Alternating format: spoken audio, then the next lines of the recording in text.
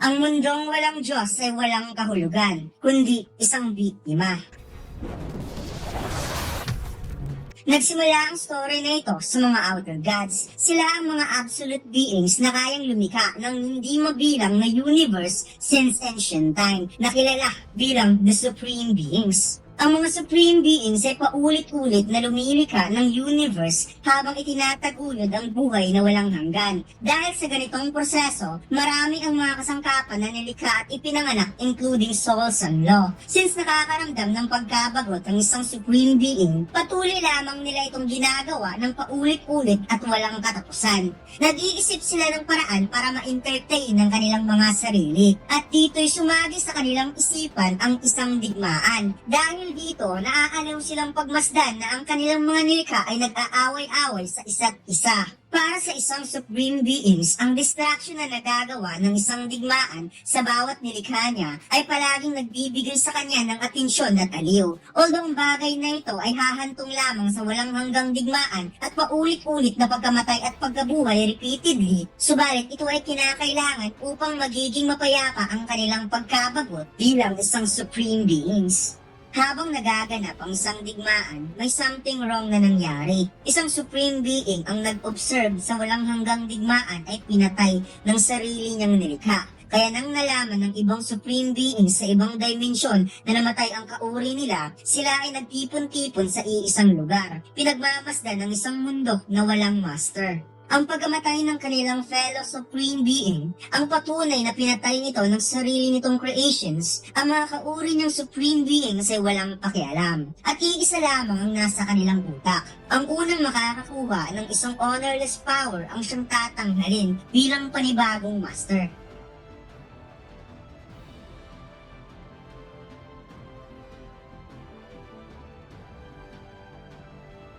Pagkatapos, lumipat ang eksena sa isang paaralan and I guess ito pa rin yung paaralan ni Jin-A na palagi ipinapakita sa solo leveling. Habang nakaupo sa loob ng classroom, ay kanyang ikwinento sa malapit niyang kaklase na natanggap siya sa Korea University Arts. Bagay na hindi panipaniwala para sa kanyang mga kaklase kung kaya't ang seryosong mode ay nag-turn into nakakatawang usapan. Dahil paano daw nangyari na ang katulad ni Soho na walang kaalam-alam sa mundo ay nakapasok sa isang arts university. Habang ang isa niyang kaibigan ay napaluwa sa tawa dahil kailangan na naman daw niyang umulit sa susunod na taon. At si Soho naman napahalakhak na lamang dahil finally pinalaya niya na ang kanyang sarili. May biglang dumating at nag-congrats kay Soho dahil nakapasok ito sa Arts University. Subalit parang kakaiba ang naging reaksyon ng kanyang mga klase sa estudyanteng ito. Dagdag pa ng maangas na estudyante na hindi niya akalaing mayroon palang tinatagong talento itong si Soho. At tinanong niya kung kailan pa ito nagiging talented sa pag-drawing. Tugon ni Soho, "Songchul, ikaw na naman." Nainis ang estudyante at inilapit niya ang kanyang mukha at napawikang, "Hindi ako si Songchul, ako si Lee Yun-chul." Sagot naman ni Soho, ganun ba?" Sinabi ni Yun-chul na dahil kay Soho, ang plano niyang magkaroon ng digmaan sa buong high school ay nasira. Napasimple namang sagot ni Soho, "Tama ka." At dahil daw dito dapat magpasalamat si Yun-chul sa kanya dahil siya ang dahilan kung bakit ito makakagraduate ng high school. Samantalang, ang mga kaklase niyang babae pinag-uusapan si Yun-chul dahil sa gumagawa na naman ito ng gulo. Malapit na daw silang makagraduate, bakit umaakto pa rin na parang bata itong si Yun-chul? Na sinang-ayuna naman ng kanyang kausap at napawikang bakit kaya palagi niyang hinahara si Soho na gustong maging masaya at mamuhay ng simple matapos mawala ang mga magulang nito. Maya-maya, biglang nanundok si Yun-chul na makikitang nakangiti at gusto talaga niyang pagtripan nitong si Soho, kung saan kagad itong inunahan ni Soho ng isang malakas na nikik na sumapul talaga sa mukha ni Yun-chul. Sinabi ni Soho na mamuhay na lamang sila ng tahimik hanggang sa sila ay makagraduate. Subalit siya ay nagulat nang nakita si Yun-chul. Dahil instead na magawa niya itong makasuko, ngumiti lamang ito na parang nasarapan pa sa atake ni Soho. At biglang nagkaroon ng kulay asol na aura ang kamao nito na parang binalutan nito ng mana at kaagad itong nag-unleash ng napakatinding suntok towards Soho at napawikang hindi siya nasaktan. Mabilis itong iniwasan ni Soko, subalit siya ay nag-aalala sa ataking ito dahil alam niyang hindi niya kakayanin kapag matatamaan siya sa ataking ito. Nagulat ang mga kaklase nilang babae at kahit si Soko hindi makapaniwala dahil nagawang mabutasan ni Yunchul ang locker sa lakas ng kamao nito. At kahit siya mismo ay nanibago sa lakas na kanyang tinataglay habang si Soko ay napaupo na lamang at hindi na lumaban pa. By the way mga lads, sa mga hindi pa nakapanood sa una kong video patungkol sa solo leveling Ragnarok, pwede niyong panoorin para malaman niyo kung bakit hindi gaano malakas si Soko at bakit nawala ang mga magulang ni Soko. Sa video na ito, gumawa ako ng maikling buod sa series na ito na masasabi mo talagang napakaangas ng solo leveling Ragnarok. Pagkatapos, lumipat ang eksena sa college school. 2 years later, nakagraduate na si Soko at siya ngayon ay kasalukuyang nag-aaral sa isang university bilang second year college student.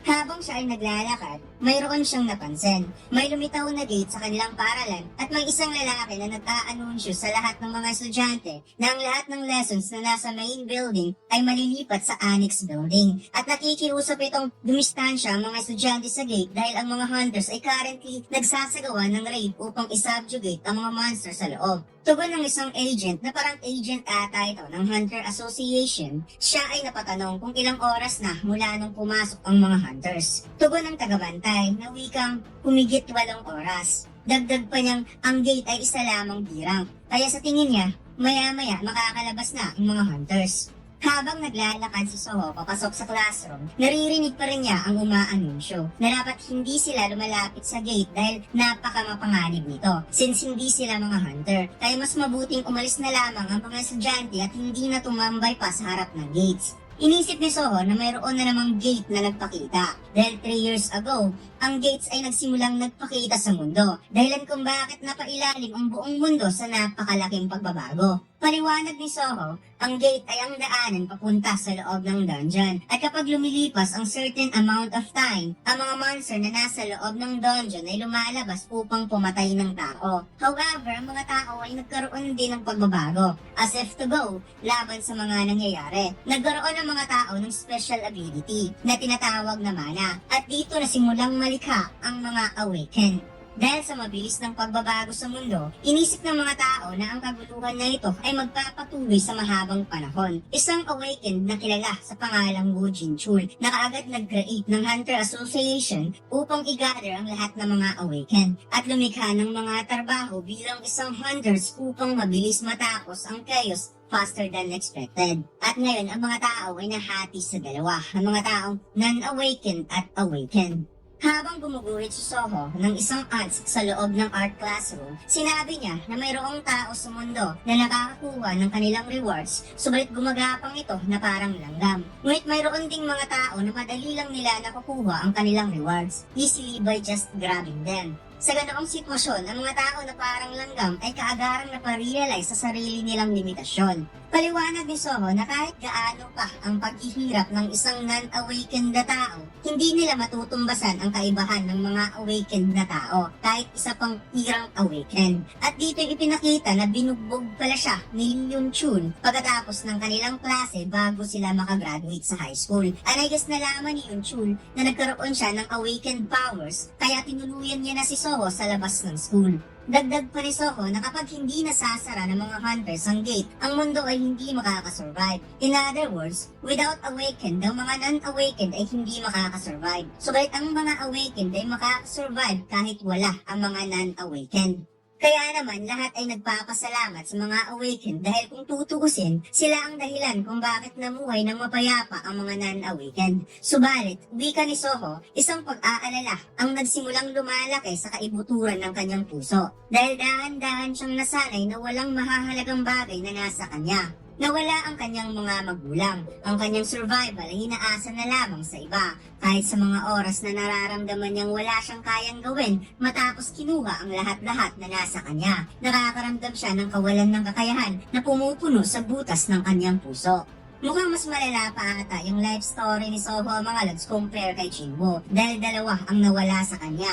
ama at ina, at namuhay na lamang siya na mag-isa. Pero in terms of responsibility, mas mabigat pa rin ang kay Jinwoo dahil dalawa ang inaalagaan niya. Anyways, sinabi ni Soho na palaging sinasabi ng kanyang ina na magiging katulad siya ng kanyang ama. Kaya siya ay napatanong sa sarili kung paano niya tatakasan ang ganitong pakiramdam na parang nawalan siya ng kakayahan. May biglang bumanggit sa pangalan ni Soho, bagay na ikinagulat niya kaya siya ay pinagpapawisan. Tugon ang tumawag sa kanya na sobra ata ang concentration ni Soho sa araw na ito. At na-curious ito na parang masaya ata si Soho sa kanyang iginuguhit. Na ayon pa ni Soho, ginuguhit lang niya kung ano ang pumapasok sa utak niya. Habang tinitingnan niya ang drawing ni Soho, napatanong siya kung isa ba itong langgam. At napakomento na napaka-creative naman ang drawing ni Soho para sa isang langgam. At napaisip na mas magandang tawagan ito na isang ant-human. Bagay na pinagtataka naman ni Soho sa kanyang sarili dahil bakit naman siya biglang napaguwit ng ganitong klaseng larawan. Pagkatapos, lumipat ang eksena sa lumitaw na gate sa loob ng school at kasalukuyan ng lumalabas sa mga hunters. Nakita ng mga tao na mukhang relax naman na nakalabas sa mga hunters sa gate at mukhang nagtagumpay ito sa kanilang nagiging raid. Binati ng isang empleyado si Hunter Kim dahil sa magandang trabaho. Tugon ni Mr. Kim na tagumpay nilang natapos ang dungeon raid at mayroon siyang dalang information na dapat malaman kaagad ng Hunter Association. Naayon pa niyang tinakbuhan nila ang new type of monster. Isang humanoid monster na kayang magpalabas ng kulay asul na apoy sa kanilang mga mata at bibig. Gumagamit ito ng pag-atake gamit ang pangil at mahabang kuko. Subalit hindi ito gaanong nakakapagbigay ng damage. Nakakuha siya ng kaunting scratch, subalit wala namang kakaibang nangyayari sa kanya. Kaya ang monster na yon ay parang wala lang. Subalit isa pa rin yung panibagong monster na hindi nila na-encounter kaya kailangan nila itong i-report kaagad sa Hunter Association. Kaya tugon ng staff na kailangang mag-submit ni Mr. Kim ng simple report ukol sa nangyaring raid. Biglang kumapoy ang sugat ni Mr. Kim, bagay na biglang nagpaiba sa kanya kung saan nabitawan ito ang kanyang weapon. Kaya napansin ng staff na parang may kakaibang nangyayari kay Mr. Kim. At tinanong niya ito kung ayos lang ba itong si Mr. Kim. Subalit hindi pa siya tapos sa pagsasalita, biglang hinakmal ang liig ng staff kung saan nagulat ang dalawang babae. Nagkagulo ang lahat dahil nakita nilang nagkaroon ng blue flame ang bibig at mata ni Mr. Kim. Kaya naaalala ng babaeng hunter na base sa kanyang nakikita kay Mr. Kim, ang blue flame na ito ay katulad sa monster na na-encounter nila sa loob ng dungeon. Subalit bigla din siya nitong hinakmal. Nagsisitakbuhan ang lahat ng mga tao sa gate area at unti-unting ang dumadami ang blue flame monster dahil mayaring tulad ito sa isang virus na magiging zombie kung sino ang makakagat nito. Biglang napansin ni Soho na parang may kakaibang nangyari sa labas ng building, kaya tumingin na rin sa bintana ang kanyang mga kaklase para makita kung ano ang nangyari sa labas. Sila ay nagulat nang nakita nila na ang mga tao ay inaatake ang isa't isa habang umaapoy ang kanilang mga mata at bibig. Tugon ng isa sa mga kaklase ni Soho na mukha daw itong monster base sa kanyang nakikita. Kaya napakomento ang babae na huwag mong sabihin nagkaroon ng dungeon break. Nataalala sila kung ano ang kanilang gagawin at mukhang dapat na silang umalis kaagad. Subalit napatugon ng isa na dapat hintayin muna nila ang mga hunters. Sinabi ng isang lalaki na dapat may gawin ng kanilang instructor dahil isa itong awakened. Subalit napatugon nito na isa lamang siyang i-rank awakened. Samantalang napatulala si Soho dahil nakita niya ang isang taong kumaapoy ang ulo na nasa itaas ng gusali at mukhang mayroon itong kakaibang ikinikilos. Bigla itong umupo na parang naghanda. Pagkatapos nalaman niya na tatalon pala ito papunta sa kanila. Kaya kaagad niyang binalaan ng kanyang mga kaklase na tumakbo na kaagad.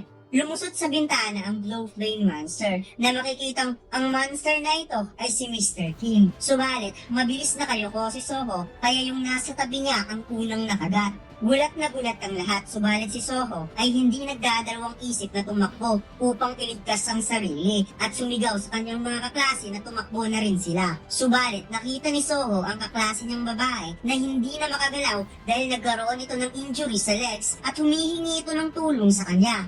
Napatitig si Soho, subalit ipinikit na lamang niya ang kanyang mga mata at mabilis itong tumakbo palabas ng classroom upang magtawag ng hunters. Habang tumatakbo, inisip ni Soho na bakit niya sinabi na magtawag siya ng hunters, na basically parang ipinamukha niya sa babae na ito ay mamamatay na, subalit wala naman talagang magagawa ang kagaya niyang isang non-awakened.